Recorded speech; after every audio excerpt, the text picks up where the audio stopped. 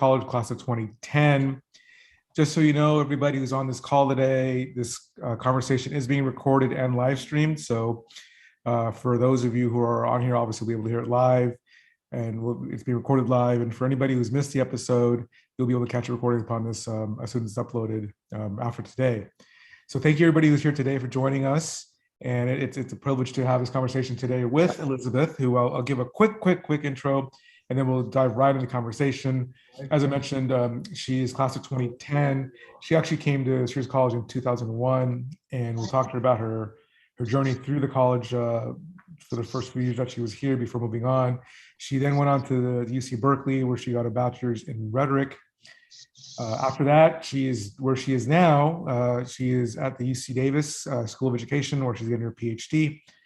And just a little background, she got her start in Tijuana, where she was born.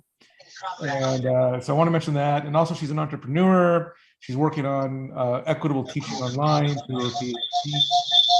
And she's also a podcast host as well. She's known as the Community College Lady. So we'll ask her about her podcasting experience as well. So that's a little bit of who she is. We'll get into now who she is as a person. So Elizabeth, welcome to the podcast and welcome to Alumni Journeys. Thank you. Thank you so much for having me. Thank you for hosting. And I've seen at least one of these interviews, and you do a great job. And I love the way, I get to learn about the person who's being interviewed. So I'm glad I'm here today. Well, thank you. Well, we're looking forward to learning from you and kind of your journey. So your journey obviously starts in Tijuana. So I actually want to start with that. Give us a little bit of background of you growing up and, just south of the border, and then when and why did you come to the United States? And kind of lead us through your first few years. They're making $500,000, $1 million. You can help them to put in additional 200,000, 300,000. Part of the journey, it happens at Zoom. Part of the journey for me was starting in Tijuana, Mexico. I was born there. I immigrated with my parents to the U.S. when I was a little girl. I don't really have much recollection of like the whys and things like that, except for I know that my parents wanted me to have a better life and an opportunity to get an education, and to be able to, especially for my mom, for me to be able to have the opportunity to get as far as possible in my education in order for me to be able to be an independent woman. And I think that was a big one for her. And it has been a big one for me as well, as I've grown up being able to be independent, and making that transition to LA was part of that journey. Sure. Okay. Give us just a little context. How big is your family? Do you have siblings, or are you an only child? Kind of walk us through that real quick. So I'm the middle child. I have an older sister and a younger brother. Okay. So I'm sandwiched. Nice. Okay. So what kind of led your decision to come to Syracuse College? What was appealing about the school, and kind of what was your mindset when you first stepped on campus? I'll take it just a little bit back because I enrolled at community college because a 4-year university wasn't an option for me. And the reason it wasn't an option for me was because I was undocumented when I was, growing up here in the US and up to high school. And so even though I, got good grades and I wanted to go to a 4-year university, I wasn't able to qualify for the financial aid necessary for me to be able to afford to go to a 4-year university directly. And so I, was enrolled at Cerritos College shortly after graduating, and paid my way through Cerritos College until I was able to adjust my status, my residency status, and then new opportunities opened up for me while I was at community college. Sure. How long did it take for you to kind of get your residency status kind of settled? I mean, would it take a few years? Kind of walk us through kind of just the length of that process. So I think I was around 25, maybe 23 when I finally was able to adjust my status. And it's not that I didn't want to do it. The process just took about 20 or so years. Wow. And so, I adjusted through my father, and so through his work and employment and things like that. But that line to adjust your status is pretty long. And so for me, I was fortunate enough to be able to adjust my status in that way. Even though it took so long, I was really grateful to have it happen. So you're balancing getting your status adjusted and you're going to college. What was that what was your mindset like going through that and balancing everything? What was your vision? Kind of talk us how you got through that process, both in terms of getting your citizenship and then also getting set for your education. Yeah, so I think that what kept me going was this idea that I bought into, which is the American dream. You know, go to college, buy a house, have a better life. That's why my parents brought me here, and that's really what I believe. Not only my parents stressed that the importance of education, the importance for a future career, and so on, and a better life, but my teachers stressed that all along K-12. So I really believe that for myself. You know, that I was going to go to college, that I was going to get my bachelor's degree, and that would mean something, that would make my life better. You know, I didn't really have a clear goal as far as like what career I wanted to go into or what degree. I just knew I wanted to get a college degree because that's what they told me, right? If I get a college degree, I'm going to have a better life. Sure. So now here you are at Sirius College. You said you didn't have much of a, didn't have the specific degree or path set down. So I guess walk us through your decision-making process. How long did it take you to finally settle on something? I mean, at some point you obviously had direction because you're getting a PhD now. So at what point did things start to become clear in terms of like, all right, I think I want to go down this direction. I think I want this to be my career. Was there a moment in time or maybe a professor or a student who kind of helped you clarify things? I think for me, it was me. I left and came back from community college several times. I look at my transcript now and I was like, whoa, I was gone for a whole year. What happened? You know, and what happened was that I was working, right? What happened was that I had other responsibilities that I needed to take care of in order to make sure that I could have, you know, that I was financially secure and that I could pay for my classes and so on. And as I went on, I decided, okay, I think business administration would be a good major for me because I can really learn about business, and business seemed to be like a really good general area to focus on. And my mom has been really entrepreneurial over the years, or at least growing up, she would. And so I thought, okay, business seems to be a thing where you can learn and you can apply to many things. Mm-hmm. So that's the route that I chose to go. Okay. Okay. And so talk us about going back and forth in terms of break. I mean, you know, what were the thought processes going through your head in terms of like, yeah, you know, I you know, education is important to me, but I'm taking a break. I need to go back. How did you manage all that? And I guess, were there any struggles you went through? I mean, just walk us through just the back and forth. Oh, for sure. The struggle, you know, I struggled a lot, I want to say. I struggled because I didn't have much direction. I didn't really have any mentors that had gone to community college or had gone to college. I am the first one to go to college in my family. And so, you know, I had to really think through, okay, so this semester, let's say this semester I'm going to enroll, then I find out I have to take a placement test. I got to take a placement test. Okay, I take the English placement test. I get into one developmental education course before I can get my transfer, you know, get into a transfer English. Okay, so I don't know what that means, like developmental versus transfer, right? For example. Also, like I think about like, okay, I'm working, I need to make this much money in order for me to, you know, have a roof over my head and to help support my family. I was still living with my parents. And to contribute to the household. So I was like, okay, but now my schedule has changed, right? Now I can't make it, or now the person that I was taking a class with isn't going, so I don't have a ride. There was a time I didn't have a car. And so, you know, I couldn't just move around on my own. And it took me, you know, on a bus, it would take me a good hour and a half to 2 hours just to get to campus, right? And so if the person dropped out, I would drop out as well, right? And missing class and things like that because there was more work or I had to stay overtime.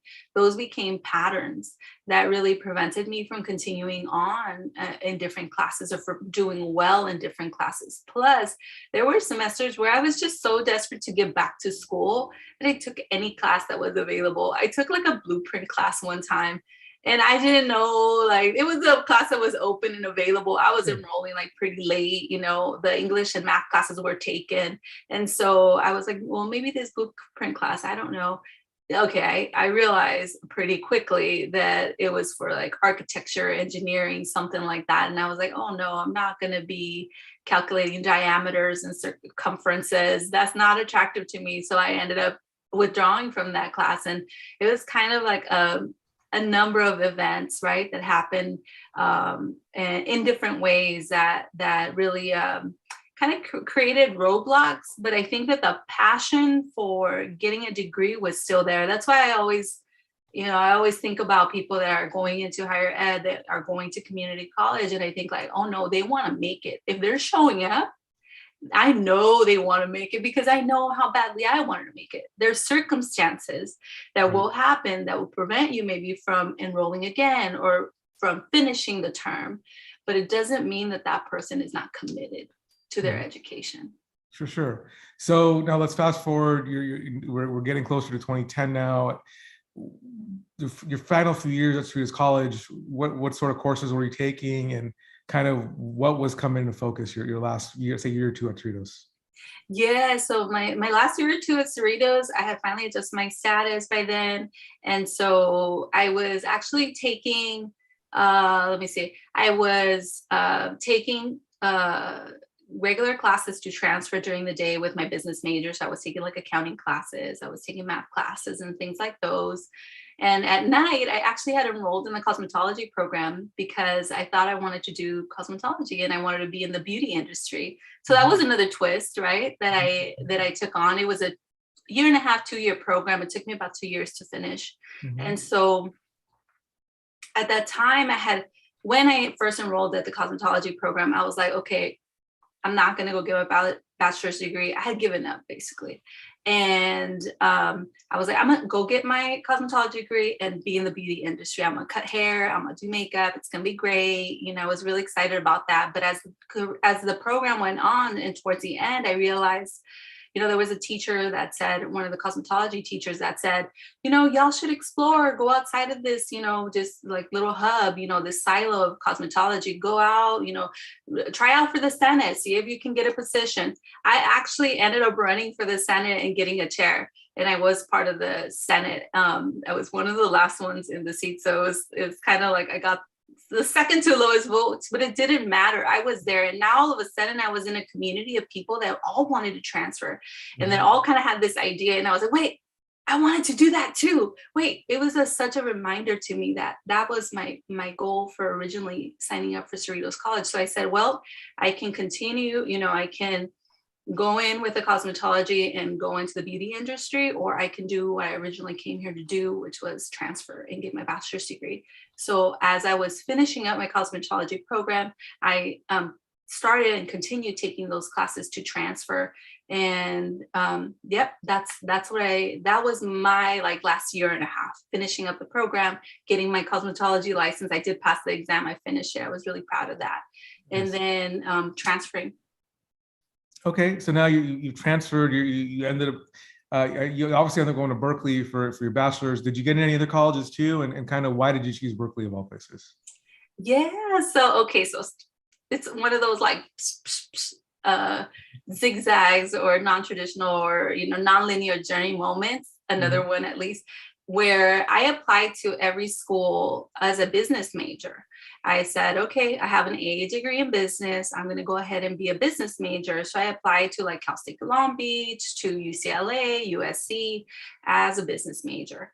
I think Davis too, and something about business. And so I ended up hearing back from schools. I got into some, I didn't get into others. But what I did for Berkeley, I didn't plan it out. When I was at that threshold of applying to my institutions, I said, okay, well, Davis, UCLA, right? And I want to apply. I didn't even have it Berkeley in my mind, but my boyfriend, now husband, said, hey, why don't you apply to Berkeley? Because that's his alma mater.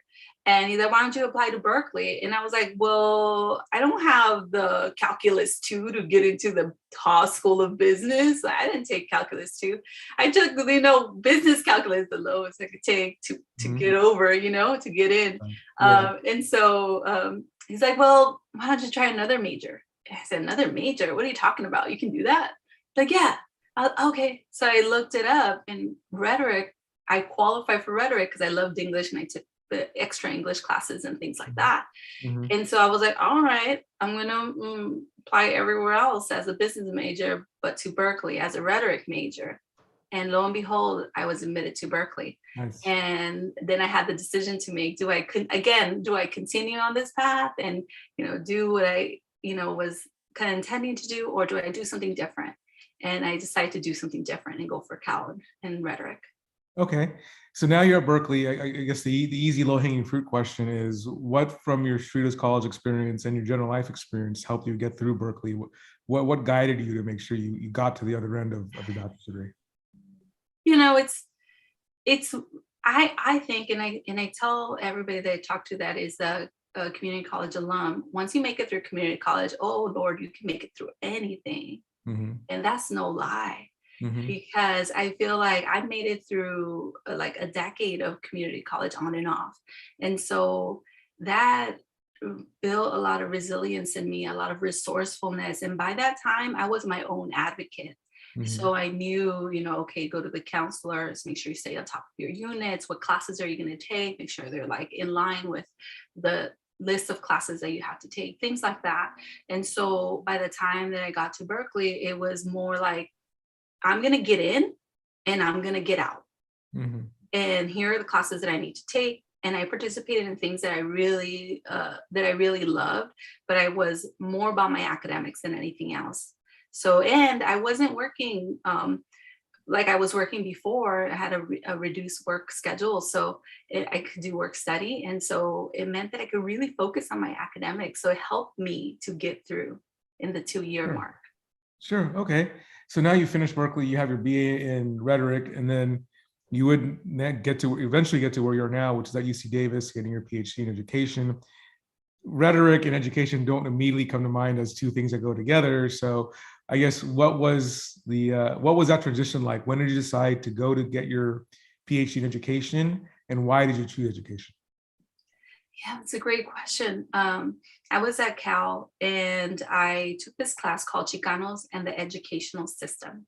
Mm-hmm. I had never taken a course like this, and it was part of my elective. So I said, oh, I'm going to, take a course. I think I can definitely learn something about my own culture, right?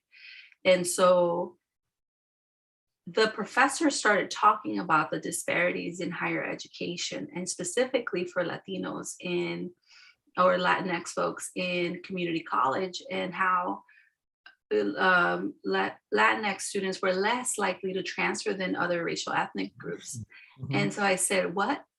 Like, this is not just me. Like, people are having problems transferring. It's not just me. Mm-hmm. And when I saw that pattern, I was really angry. Mm-hmm. I felt a lot of just a lot of anger, a lot of resentment that there were patterns that were happening over time that created barriers for people to get through and transfer and then get their bachelor's degree. So that became a passion for me. I turned that anger into passion, into positive. And then I said, okay, well, I'm going to go into higher education. I'm going to go get, a degree. And I applied to a good amount of master's programs and in higher education through a program called Teachers. I forget the name, it'll come to me. But I applied to this program. So I had to apply to a minimum of 11 institutions. So I applied to all the master's programs in higher ed. But guess what? I did in Cerritos College. I applied to 2 programs that were not like the ones I was supposed to apply to. Mm-hmm. And one of them being the PhD program at Davis. And that's how I ended up there, because I thought ultimately, I know I'm going to get my master's and go get my PhD. So I might as well apply for my PhD now. Sure. Because I want to really learn about what's happening here. I want to research it, want to be able to help students out. So that's how I ended up there. Nice. Okay. So you are what I would say, I mean, I know you're pretty close to getting your PhD. You're just about on the precipice of graduating. And so congratulations on getting this far. And I would call you an I hope I pronounce this right. I'm combining words here. Edupreneur. Yes. Education entrepreneur. Mm-hmm. And so tell us a little bit about now what your plans are going forward in terms of making your change in education, kind of being your lasting impact. What is the entrepreneurial spirit in you, and how are you going to apply that to education? Yeah, so I've, taken on different challenges as I've been in the in the PhD program, I've done things that maybe for other people haven't been traditional or have been not made sense in my program. I was telling you, I feel like an odd bear because I choose to do things that other people don't necessarily see as traditional or in line with what I'm supposed to be doing, right? Which is getting my head in the books and staying there and, getting this degree. But really, during my PhD program, I realized I was like, whoa, like I'll have all this knowledge now, right? I came here to gain the knowledge that I needed to support students. And now I have it and I still got years to go. And I want to let it out now. I want to communicate it now. And so I published a book called The Empowered Community College Student to put in all the knowledge that I had, at least for the matriculation, assessment, and placement portion of the enrollment process for community college students. And then I created this podcast called the Community College Lady Podcast in order to communicate in bite-sized pieces. Like the episodes are only like as long as 10 minutes. Communicate like, here's something you didn't know about assessment. Here's something you didn't know about enrolling. Here's how you could save a class. Here's how, different things that students can use immediately to alleviate or to make their journey more enjoyable. And so now I've had a taste of that entrepreneurial spirit. And I feel that, like you said, I'm an edupreneur. I'm going to use that at some point. And so now I'm looking to combine my training and skills that I've received in, the PhD program within education policy, education systems, and combine them with innovation and technology. So really partnering up to make sure that we're providing the highest levels of education practices and services, but also in an equitable way, because I'm big on diversity, equity, and inclusion, what I've called social justice. And so for me, it's about kind of combining this little baby, these little two worlds, and making this new little baby that really comes to advocate and really create something new that's going to be of service. Sure. Okay. I want to take us back now a little bit, and take us back to like when you were taking breaks from school and you're trying to, be secure with your finances and what have you. And, you took a break, you almost, when we were talking earlier this week, you're talking about how you almost never got back, but you ended up traveling, and you started seeing the world, and you started reconnecting to kind of not just people, but to also your own goals. So talk us through about some of the world that you experienced, how travel kind of helped you get back on track and kind of get focused on what you have to do. Yeah, I think that travel is healing. For some reason, that won't work either. The app doesn't want to order it, and I can't do it online on my desktop. So I'm just going to go in the morning in person, just order everything in the morning. We can hear you, Matt. Matthew, we can hear you. That's I think the best thing we could do at this point. It's so frustrating. Huh? Interesting. I think Matthew. We heard that. I don't know if that was intentional or not. Anyways, back to travel and. Absolutely. Again, it's Zoom. It happens. It happens on Zoom. Yes. Yes. So that's what I think too. It might be. That's what I thought. I just hope he doesn't say anything he didn't want to say on air. That's all. Yeah, I know. Like, I'm gonna message him real quick. Let me check. Thank you, Bernadette. Yeah, thank you, Bernadette. Yeah. Okay. You're welcome, sis. Got you. Yeah. I hope he hears us. Yeah. Well, Bernadette, you messaged him. I just messaged him. Hopefully he gets it. I mean, I don't even know if he's even looking at the screen or not. Okay. All right. I'll try calling him. Yeah, he's still talking. Yeah. So I'll just keep going. Just keep going. Yeah. So travel is really healing for me, at least. I came to a point within the PhD program specifically, where I said I'm either going to leave. I want to say not dropped out, but pushed out. I'm gonna leave, or I'm gonna take a break because this isn't working for me. I was really tired. I I was disillusioned. I was experiencing a lot of stress and really pressuring myself to finish as soon as possible. And it just wasn't happening. And I felt burnt out, like really, really burnt out. So I said, okay, it was a tough decision to make, but I said, I'm going to take a semester off. So I took a semester off. And I traveled to LA to visit family. I traveled to Mexico to visit family. And I also traveled to India. And India I've never been, but I was reading this book called Diary of a Yogi. And it illustrates all the travels of and growing up of a yogi. And so I was like, oh my God, wouldn't it be awesome to go through India and kind of visit some of the places that he was at and this and that. Like really, all of a sudden, like I've never like thought about India. And all of a sudden, like India was calling. Mhm. And I said, okay, let's go. And so my husband and I traveled around India for about a month and a half. And I really had the chance to slow down and to really suspend everything, like to stop my life for a little bit. I mean, you know, we're still going, we're still living, you know, but living in a different way, in a way where it wasn't pressured. I had put pause on my program and I wasn't sure if I was going to come back or not. And that was okay. I made peace with that. I talked to my advisor and I was like, hey, I need this break. I don't know if I'm going to come back, but if I don't come back, don't worry. It's like, it's going to be okay. Like, I'm going to be okay. Right. And so I traveled around India for a while. Wow. And yeah, I gotta personally say, you know, me being Indian American myself, that's really heartwarming to hear, because I've been to India many times myself. And obviously I love the country because that's where my roots are from. But to hear how it's kind of helped you kind of get focused and find your level of peace, that's really heartwarming to hear. So thank you for sharing that experience with us. Do you mind sharing with us what cities you visited? Absolutely. I visited New Delhi, visited Mumbai, visited Goa, visited Rishikesh being my favorite. Nice. Well, glad you enjoyed the trip. And I guess what's on, let's talk about now what's on tap for you in the immediate future. When are you graduating? And what are your plans immediately after graduation?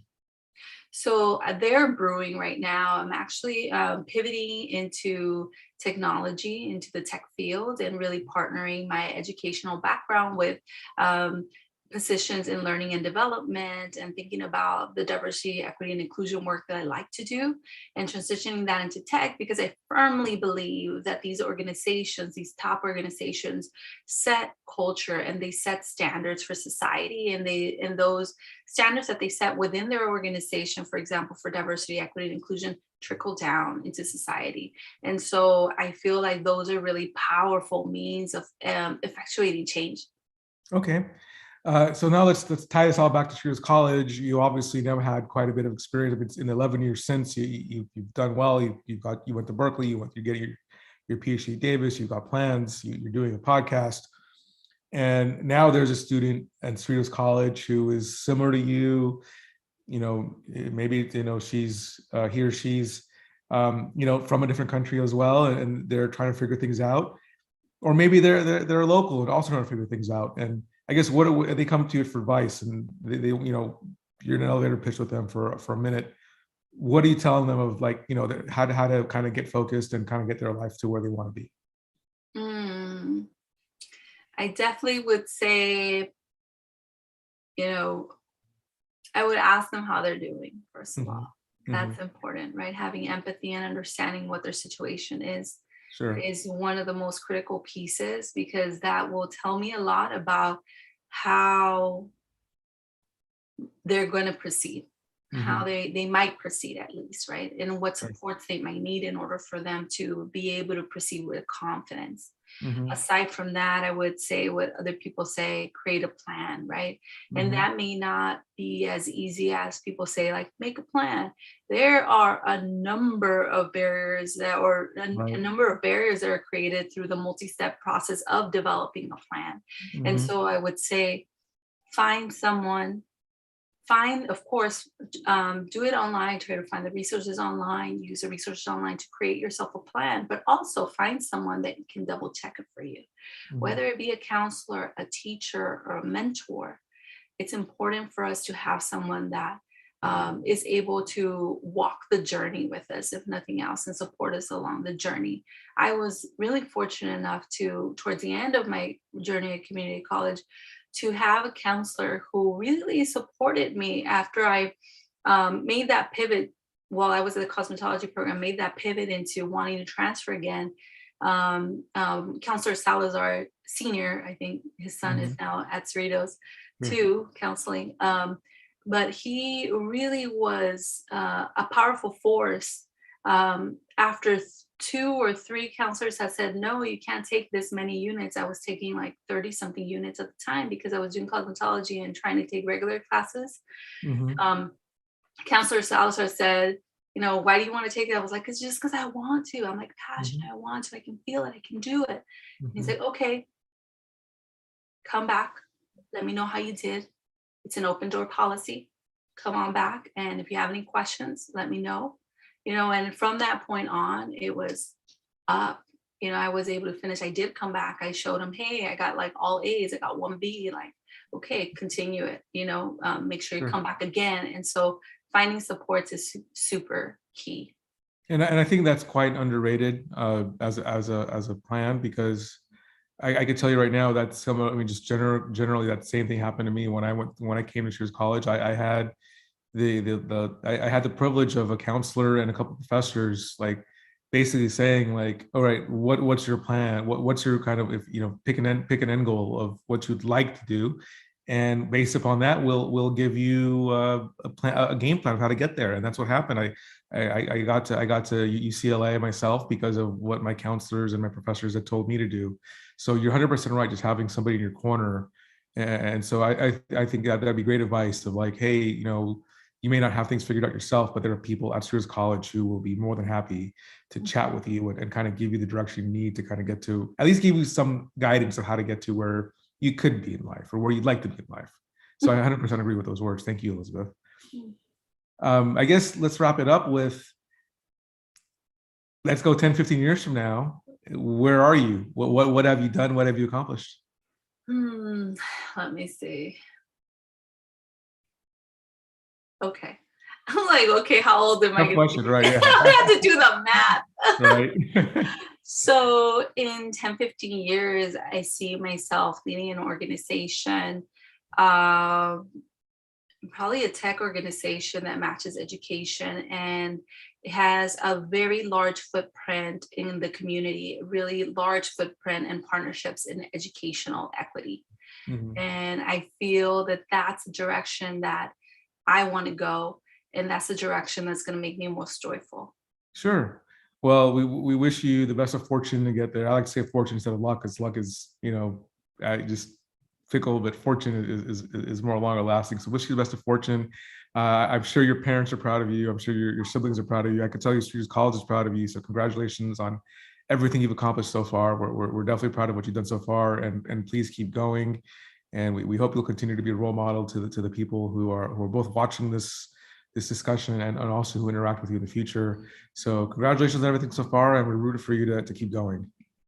Thank you so much, Parimal. Thank you for this time. Thank you for the opportunity, and I'm grateful. And if anybody wants to reach out, I'm on LinkedIn, Elizabeth Flores, EDU, and I'd be more than happy to have a conversation.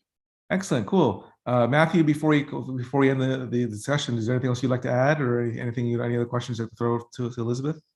No, just thank you, Elizabeth, so much for taking the time tonight to chat with Parimal and talk about your life and your goals and your career. And yeah, as Parimal said, we're very proud of you, and we're proud to call you a Cerritos College alum. And we'll definitely be watching what you do in the future. And thank you once again for your participation tonight. For sure. And just one more plug here, because it was shared in the chat. Thank you, Homo Sapiens or Calzon, for sharing it. Elizabeth's Community College Lady podcast can be found at www.thecommunitycollegelady.com. So if you want to check out her podcast, feel free. And with that, thank you, Elizabeth, again. And it was a pleasure talking to you. And I know I'll be back again in a bit with our next alumni journeys. But until then, enjoy the rest of October, and we'll see you again next month. Thank you.